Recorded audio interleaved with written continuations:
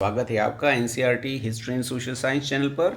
आज की इस वीडियो में हम हिस्ट्री के बहुत ही important topic Ibn Battuta and Rihla, उसकी बुक रेहला के बारे में आज की इस वीडियो में डिस्कस करेंगे।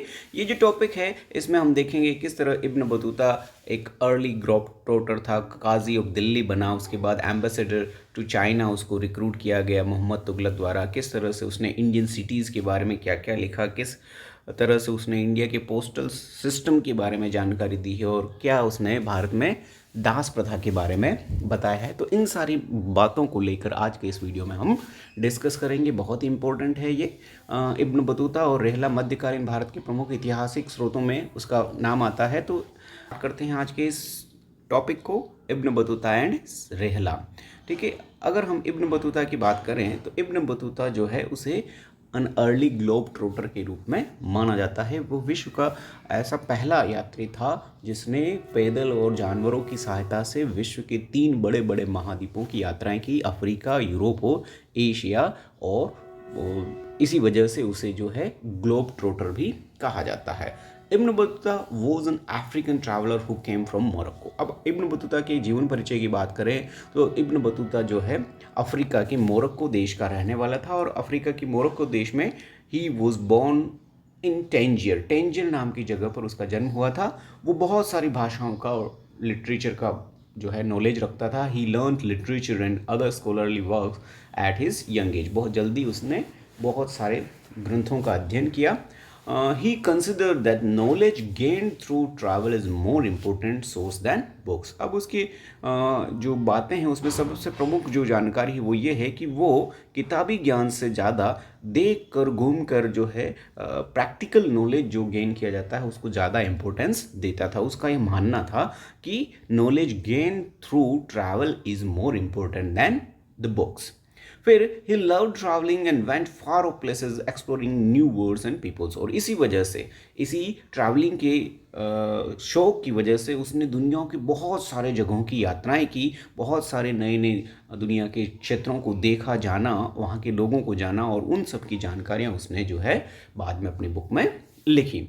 Before his visit to India, he had made pilgrimage to Mecca and traveled extensively in Syria, Iraq, Persia, Yemen, Oman and a few trading ports on the coast of East Africa. Bharat आने से पहले इब्न Battuta ने जो मध्य पूर्व के, पश्चिम के देश जो हैं, सऊदी अरेबिया के आसपास के सभी मुस्लिम देशों की यात्राएं उसने की थी। अफ्रीका की भी बहुत सारे देशों की यात्राएं वो इस समय तक कर चुका था, ईस्ट पूर्वी अफ्रीका के देशों की। और यमन, सीरिया, पर्शिया, ये सारे देश वो घूम चुका था। मक्का की जो है धर्म यात्रा या हज यात्रा जो है वो भी इस समय तक उसने पूरी की थी। और उसके बाद वो भारत की तरफ आया। भारत की तरफ से वो पश्चिम के रास्ते से जहाँ आज पाकिस्तान स्थित है वहाँ से होता हुआ भारत आया था। अब भारत यात्रा के बारे में, उसके बारे में क्या जानकारी मिलती है, उससे पहले हम इस मैप को देख लेते हैं। यहाँ अफ्रीका में, यहाँ जो है मोरक्को देश स्थित है और वहाँ से यहाँ ये ट्रेड रूट, जो उसका रूट है, यात्रा का ट्रैवल रूट, वो हम देख सकते हैं कि वो अफ्रीका के किनारे किनारे के देशों, लीबिया, ट्यूनीशिया, इजिप्ट होते हुए फिर यमन और सऊदी अरेबिया, मोरक्को, मतलब सऊदी अरेबिया में आता है। और उसके बाद यहाँ के आसपास के सभी देश, पर्शिया जो है, सीरिया है, इन सभी देशों की यात्रा करता है और उसके बाद जो है वो भारत में आता है, भारत में प्रवेश करता है। तो ये उसकी यात्रा रूट है। इसी यात्रा रूट को देखें तो भारत से फिर वो जो है दक्षिण भारत में केरला की तरफ जाता है, वहाँ से वो लक्षद्वीप, मालदीव होते फिर श्रीलंका जाता है, श्रीलंका से वापस भारत में बंगाल और म्यांमार की यात्राएं करता है और उसके बाद वो मलेशिया, सिंगापुर और उसके बाद इंडोनेशिया होते हुए फिर वो चाइना तक जाता है। तो इतना बड़े क्षेत्र में इस इब्न बतूता द्वारा यात्रा की गई थी और इसी यात्रा की वजह से उसे ग्लोब ट्रोटर के रूप में जाना जाता है। ठीक है, ये और अच्छी तरह से अगर हम इसके मैप को देखें तो यहाँ पर देख सकते हैं अपनी यात्रा से, चाइना की यात्रा के बाद जब वो वापस अपने देश मोरक्को पहुँचा तो उसके बाद फिर वहाँ के राजा द्वारा उसको जो है दक्षिणी अफ्रीका के जो मध्य सहारा के देश हैं, माली, सूडान, इन देशों की यात्रा का भी उसे मौका मिला। तो ये देश भी उसने विज़िट किए थे। अफ्रीका के ईस्टर्न कोस्ट के देशों को भी उसने यात्रा की थी।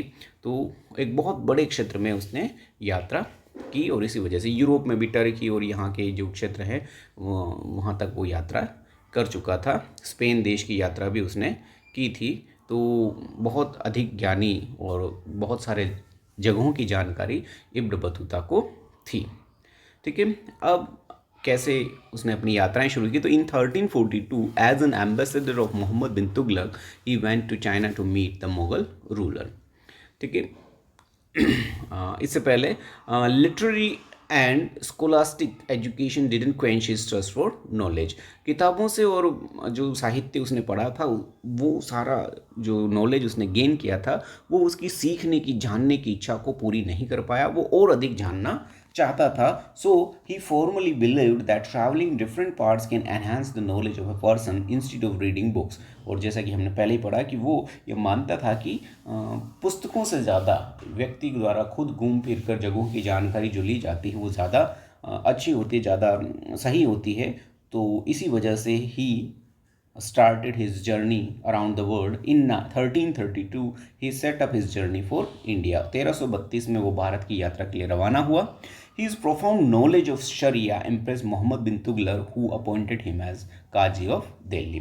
भारत में वो सिंध और मुल्तान के रास्ते से उसने प्रवेश किया था और उसके बाद वो दिल्ली पहुंचा। दिल्ली में उस समय तुगलक वंश के महान शासक मोहम्मद बिन तुगलक का शासन था। तो मोहम्मद बिन तुगलक के दरबार में गया और मोहम्मद बिन तुगलक जो है इब्न बतूता के जो शरिया का नॉलेज था उससे बहुत इम्प्रेस हुआ और उस नॉलेज की वजह से उसने इब्न बतूता को दिल्ली का काजी अपॉइंट कर दिया। तो दिल्ली के काजी के रूप में उस समय कुछ समय तक इब्न बतूता ने मोहम्मद तुगलक की सेवा की। और उसके बाद 1342 में as an ambassador of Mohammad bin Tughlaq he went to China to meet the Mongol rulers. और उसके बाद 1342 में मोहम्मद बिन तुगलक के एम्बेसडर के रूप में इब्न बतूता जो है चीन की यात्रा के लिए रवाना होता है। चीन में उस समय मंगोल शासकों का राज्य था और ये जो है भारत में मोहम्मद बिन तुगलक के राजदूत के रूप में चाइना के मंगोल शासकों के पास जाने की यात्रा शुरू करता है। तो इस तरह से वो चाइना पहुंचता है। चाइना जाने से पहले ही बहुत सारी चीज़ें बीच में हो जाती है। His accounts compare to that of Marco Polo who visited China and India. Ibn Battuta ने जो कुछ भी देखा जाना, जो रिहला उसकी बुक है, उसके द्वारा लिखी गई जानकारियों को इटालियन इतिहासकार मार्को पोलो के बराबर का माना जाता है, क्योंकि मार्को पोलो ने भी चाइना की यात्रा की थी। He has recorded his observation of people, culture, beliefs and values. उसने जो कुछ भी भारत, चीन और बाकी जगहों पर जो गया था उन सब चीज़ों को उसने रिकॉर्ड किया। जो भी कल्चर, जो लोगों के विश्वास और जो मूल्य थे, उन सब के बारे में इब्न बतूता ने अपनी बुक में लिखा है।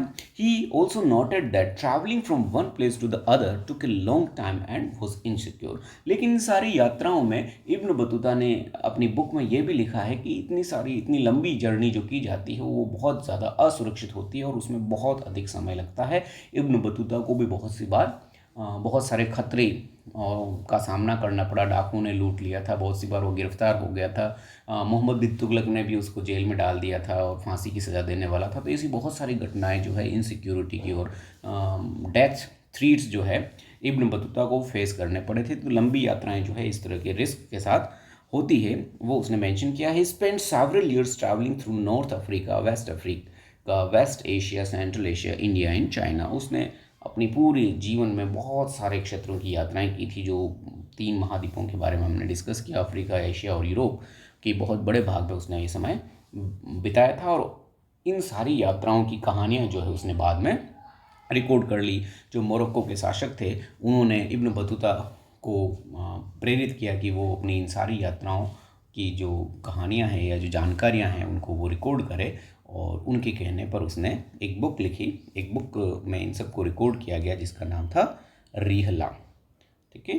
तो ये सारी कहानी थी। अब अपनी बुक रिहला में इब्न बतूता ने भारतीय शहरों के बारे में जो वर्णन दिया है वो हमारे लिए इतिहास का एक इम्पोर्टेंट सोर्स बन जाता है। तो रिहला में उसने भारतीय शहरों के बारे में क्या लिखा है, तो Ibn Battuta found cities in the subcontinent full of exciting opportunities for those who are able and have resources and skills। Ibn Battuta ने भारतीय शहरों के बारे में लिखा कि भारतीय शहर बहुत सारे अवसरों से परिपूर्ण थे, बहुत सारे अपॉर्चुनिटीज़ थी लोगों के लिए जो काम करना चाहते थे, जिनके पास नॉलेज था या जिनके पास रिसोर्सेज अवेलेबल थे। तो रिसोर्सेज जिसके पास थे, स्किल नॉलेज जिसके पास था, उनके लिए शहरों में बहुत अवसर ही अवसर थे।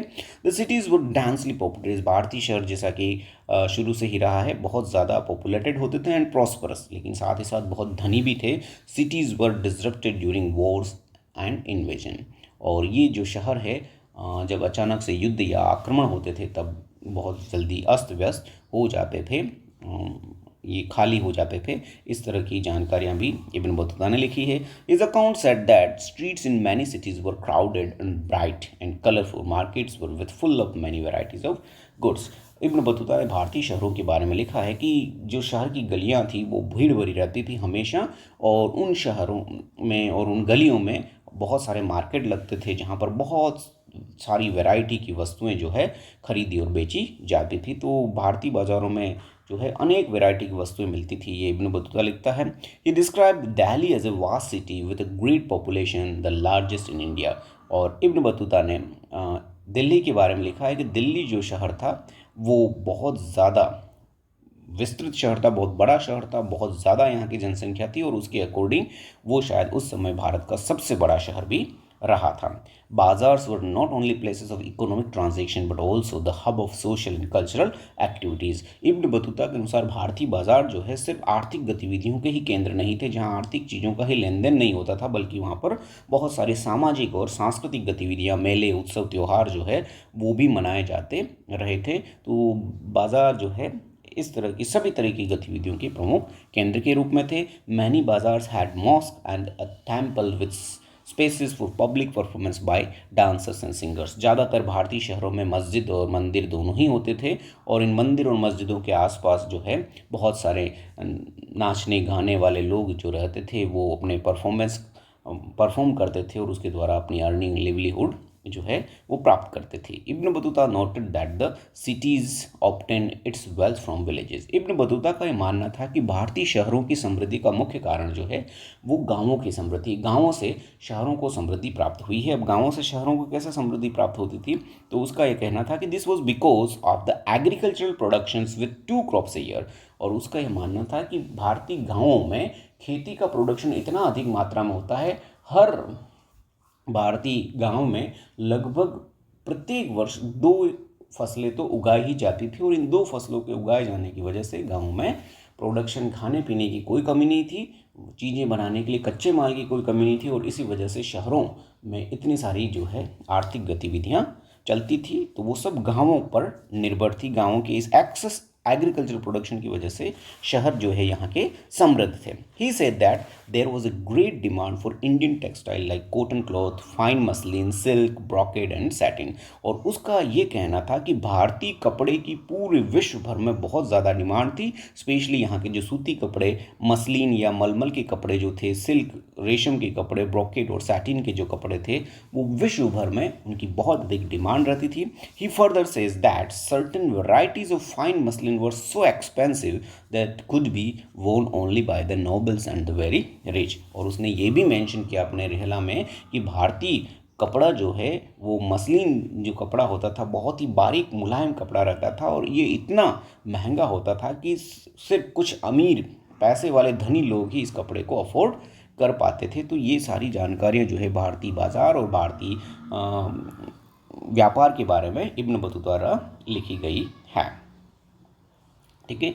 इसके बाद उसने इब्न बतूता ने भारत के एक बहुत ही यूनिक सिस्टम के बारे में मेंशन किया है, जो है हमारे देश का पोस्टल सिस्टम, डाक व्यवस्था जो है उसके बारे में इब्न बतूता ने लिखा है कि almost all trade routes were well supplied with inns and guest houses. उसने भारत के बाज़ारों के बारे में लिखने के बाद साथ साथ उसने लिखा कि भारत के जितने भी बड़े बड़े शहर थे वो जनरली व्यापारिक मार्गों से जुड़े हुए थे, और इन व्यापारिक मार्गों पर रास्ते में बहुत सारी धर्मशालाएँ, सराएँ जो है या गेस्ट हाउस होते थे जहाँ पर यात्री विश्राम करते थे, व्यापारी लोग विश्राम करते थे।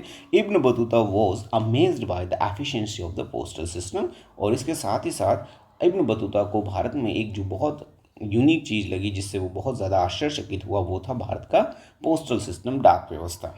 The postal system was of 2 kinds. ये भारतीय पोस्टल सिस्टम जो था बहुत एफिशिएंट था, और ये एफिशिएंट सिस्टम जो है 2 प्रकार का था जो उसके अकॉर्डिंग। पहला था, वन वॉज कॉल्ड उलुक पहला जो पोस्टल सिस्टम का टाइप था वो उलुक था।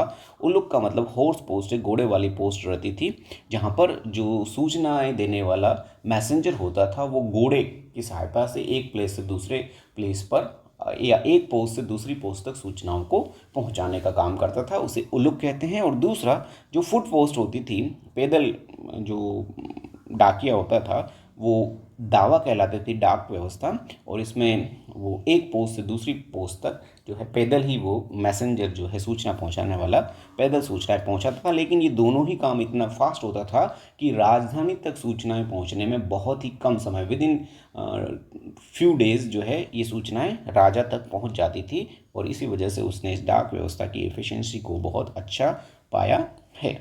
This system enabled merchants to send information, remit credit across long distances, and to dispatch goods required at short notices.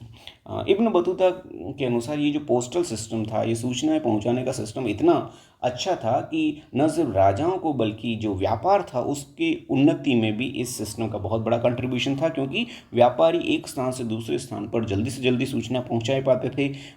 जो भी क्रेडिट होता था, पैसा लेना या देना होता था, वो बहुत जल्दी जो है लंबी लंबी मार्गों या दूर के स्थानों तक जल्दी से जल्दी किया जा सकता था। और बहुत दूर दूर के स्थानों तक भी वस्तुओं को पहुंचाना जो है बहुत छोटी सूचना पर जो है बहुत कम समय में मिली सूचना के आधार पर भी क्या है उस तक पहुंचाना संभव था। तो इस वजह से भारतीय रूट और पोस्टल सिस्टम को उसने बहुत ही अच्छा पाया है, इसके बारे में उसने बहुत अच्छा लिखा है। फिर उसने भारत में देखी कुछ चीज़ों के बारे में जो बहुत यूनिक लगी उसे, उसने पहले कभी नहीं देखा था, उनके बारे में भी लिखा है अपनी पुस्तक रिहला में। Ibn Battuta's book of travels called Rihla was written in Arabic provides the social and cultural life in the subcontinent in the 14th century. भारत की 14वीं सदी का एक इतिहास की बहुत सारी जानकारियाँ जो है कल्चर और यहाँ की लाइफस्टाइल के बारे में हमें रिहला बुक से मिलती है, जो कि अरेबिक भाषा में लिखी गई थी। इस बुक में he carefully recorded his observation about new culture, peoples, beliefs and values. उसने नई जगह, जानकारियाँ, विश्वासों, आस्थाओं, श्रद्धाओं, मूल्यों, इन सब के बारे में, लोगों के बारे में अपनी इस बुक में लिखा है। और भारत के 2 प्लांट्स के बारे में उसने स्पेशल मेंशन किया है, the coconut and the paan और the betel leaves, 2 kinds of plant produce that were completely unfamiliar to his audience। और अपने देश की जनता या मोरक्को में ये 2 पौधे जो थे उनके बारे में वहाँ की जनता बिल्कुल नहीं जानती थी, तो इनको स्पेशली उसने मेंशन किया है। और कोकोनट के बारे में लिखा है, he wrote that the nuts of coconut resemble a man's head. और उसने लिखा है कि कोकोनट का जो नट होता है वो इंसान के चेहरे से मैच करता है, उसमें भी 2 आँखें और एक मुंह की तरह की आकृति बनी होती है। तो इस वजह से उसने कोकोनट के बारे में ये मेंशन किया है। और पान के बारे में लिखा है, wrote that about paan that the betel has no fruit and is grown only for the sake of its leaves. Paan जो है उसकी कोई फ्रूट नहीं लगता है, लेकिन इसको जो है यहाँ के लोग पत्तियों के लिए उगाते हैं और उसका चबाने के रूप में जो है प्रयोग करते हैं। तो बीटल और कोकोनट दोनों के बारे में उसने स्पेशली रिहला में मेंशन किया है। फिर इब्न बतूता ने भारत की एक बहुत ही यूनिक सिस्टम जो उस समय इंडिया में बहुत चलता था, प्रचलन में था, स्लेवरी सिस्टम, उसके बारे में भी बहुत सारी जानकारी उसने दी है। उसने लिखा है, slaves like any other commodity were openly sold in the market. Bharat में जिस तरह की कोई भी चीज़ वस्तु मार्केट में खरीदी बेची जाती थी, उसी तरह से गुलाम भी जो है शहरों में खुलेआम खरीदे और बेचे जाते थे। उनकी बोलियां लगती थी, मार्केट लगते थे जहाँ पर लोग गुलामों को खरीदते थे। They were also regularly exchange as gift. गुलामों को गिफ्ट के रूप में भी एक्सचेंज किया जाता था, यानी गुलाम जो है किसी विशेष अवसर पर लोगों को जो है एज ए गिफ्ट भी दिए जाते थे। When Ibn Battuta reached Sindh he purchase horses, camels and slaves. He wanted to offer them as gift to sultan Muhammad bin Tughlaq. और इब्न बतूता खुद लिखता है कि जब वो सिंध पहुंचा तो उसने कुछ घोड़े, ऊंट और कुछ गुलाम खरीदे और इन गुलामों, ऊँटों और घोड़ों को वो सुल्तान मोहम्मद बिन तुगलक को गिफ्ट करना चाहता था। But when he reached to Multan he presented slaves and horses with almonds and raisin to the governor of Multan. लेकिन जब वो मुल्तान पहुंचा तो उसने ये जो गुलाम और घोड़े जो है बादाम और किशमिश के साथ जो है मुल्तान के गवर्नर को गिफ्ट कर दिए। ठीक है। Ibn Battuta says that Mohammad bin Tughlaq was so happy with the sermon of a preacher named Nasruddin that he gave him 100,000 takas and 200 slaves। Ibn Battuta ने मोहम्मद बिन तुगलक के बारे में स्पेशली मेंशन किया है कि वो एक उपदेशक थे नसरुद्दीन, उनके उपदेशों से इतना अधिक प्रभावित हुआ कि उसने उनको तुरंत ही 100,000 जो है टकास और 200 जो है स्लेव्स जो है तुरंत उपहार में दे दिए। The sultan employed female slaves in his service and also to keep a watch on his nobles. Sultan जो है अपनी सेवा में महिला गुलामों को भी रखते थे और जनरली महिला गुलाम जो है हरम ये जो मुस्लिम शासकों के परिवार होता था उसकी देखभाल में काम में आते थे। साथ ही साथ ये जो है एज ए गुप्तचर भी काम करते थे।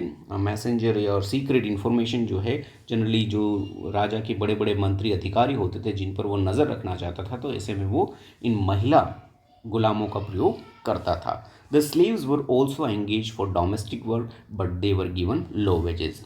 फिर इब्न बतूता ने यह भी लिखा है कि बहुत सारे स्लेव्स का घरेलू कार्यों में भी उपयोग होता था। घर परिवार के जो कार्य होते थे उनमें भी दास और गुलाम यूज़ किए जाते थे, लेकिन ऐसे गुलामों को बहुत कम मेहनताना वेजेस जो है वो बहुत कम दिए जाते थे।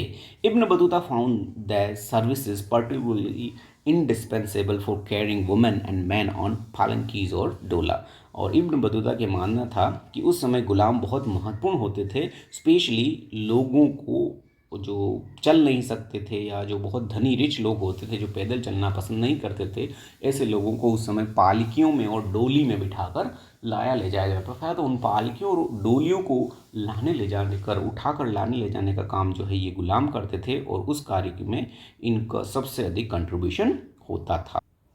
तो ये सारी जानकारियाँ जो है रिहला में इब्न बतूता ने लिखी है भारत के बारे में। स्पेशली जो है उसने 3-4 बातें जो है भारत के शहरों के, भारत के व्यापार के बारे में उसने स्पेशल मेंशन किया है। फिर भारत के पान और बीटल जैसे जो प्लांट्स थे उनके बारे में मेंशन किया है। भारत में पोस्टल सिस्टम को उसने स्पेशली मेंशन किया है और भारत के जो गुलामी की प्रथा भारत में प्रचलित थी उसके बारे में हमें उसने स्पेशल जानकारी प्रोवाइड करा है। तो इसी के साथ जो है इब्न बतूता के संबंध में हमारा आज का वीडियो यहीं समाप्त होता है। आशा आपको वीडियो पसंद आया होगा।